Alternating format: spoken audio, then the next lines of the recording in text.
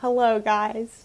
So today I'm going to be talking about kind of the third part of the deep dive, which is why you, the class, would find interest in this reading and how it kind of relates to the other readings and the general, what we're talking about in class. So the piece that me and my partners read was Sex and Politics, Victoria Woodhull as an American Public Woman by Amanda Friskin from 1870 to 1876. So basically the whole article, you guys will hear the summary in a different video, but the article kind of talks about Victoria Woodhull and her sisters like navigating through this time period in the Reconstruction suffrage movement. And a lot of historians place kind of the blame on Woodhull for the unsuccessful suffrage movement of Reconstruction.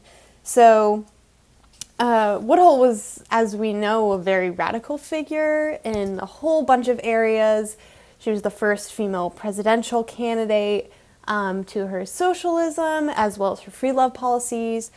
So she was very radical in 1870, and I think if she was around today, she would have similar levels of radical ideas. So she was able to navigate the media really well, which I thought was interesting, and she kind of used the criticism that so many, people in the media had against her and her radical policies, and to her advantage, and kind of embrace them in a way, which I thought was an interesting way to do it.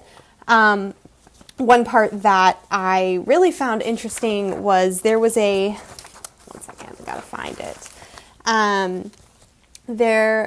When Woodhull and Chaffin were brokers, they obviously were very successful. And so a reporter interviewed the sisters in their hotel, rather at their brokerage office. So there's number one. And then this tone set the coverage for his suggestive style of writing that he wanted to portray the women as. Instead of portraying them as successful brokers, he wanted to portray them as these sexual figures. So he set the scene in this paper, and it reinforced the sexual cues implicit in both the location and the content of the description, how he described the room.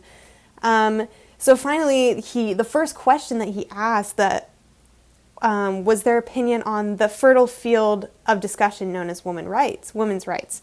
So he wanted to get their more radical sexualized views rather than talking about their success as brokers, which eventually they kind of pushed him towards in that direction. He did end up talking about that, which is not what he went there for.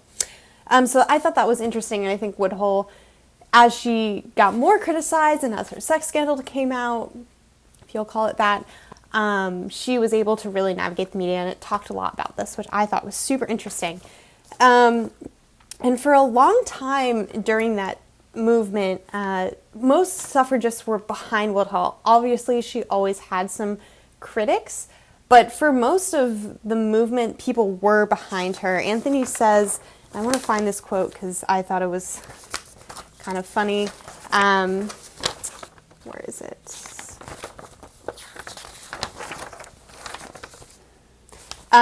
Anthony decided that until men became moral politicians, women should on principle continue to give their public support to Woodhull, in spite of Woodhull's negative impact on Anthony's lecture tour in the Northwest.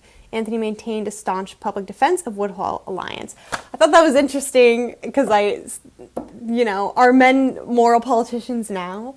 So anyways, that was that. So really throughout this, it just kind of talked about how Woodhull was really, framed as the bully and this sexualized bad guy throughout the early women's suffrage movement, and later many of most of the suffrage movement looked at her as did not want to work with her and criticized her, and historians blamed her for the lack of success of the movement this early on. Her and her sister wanted to have legalized, regulated prostitution, and they talked about how it's not just these prostitutes, it's the men that are wanting prostitutes. So it's not just the women's fault, it's also the men's fault who are going and getting these prostitutes. So, yeah, she talked about in this article Woodhull in her staunch free love pitch really eventually kind of turned the movement against her.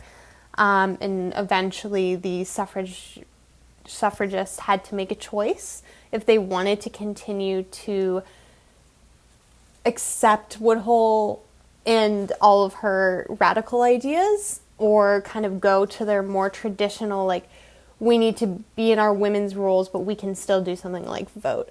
So they did eventually, most of them did go against Woodhull, since they could not accept her, like, free love ideals, and many were getting questioned on her free love ideals when they were talking about the suffrage question, which they kind of wanted to distance themselves from. So Woodhull was eventually became everything in her private life became public, and she kind of did use this to her, she thought, she used it, and she understood kind of how the media worked and how to use her public life, or her private life that became public, to kind of drive her public debate and her, just how she was publicly. And then she accepted that her private life was public and she couldn't do anything about it. So she, kind of was this person who was talking about what does it mean to be a public woman when all of her life is in the public. For a lot of these suffragists, they were these, more wealthy, and they were proper and good wives and pristine, where Woodhull was like the good, bad, and the ugly was displayed to the public. So she had to kind of figure out how to navigate through that, which I just thought was really cool.